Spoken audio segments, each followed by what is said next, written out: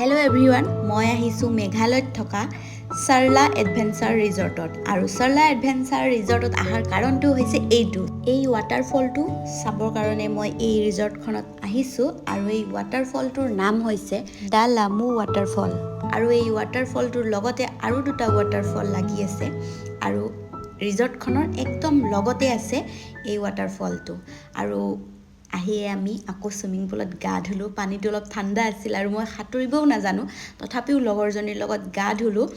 আৰু এই চুইমিং পুলৰ পৰা চাওক, এনেকুৱা এটা ভিউ দেখা পোৱা যায়। আৰু এয়া মই দিলোঁ এটা চুইমিং পুলত জাপ।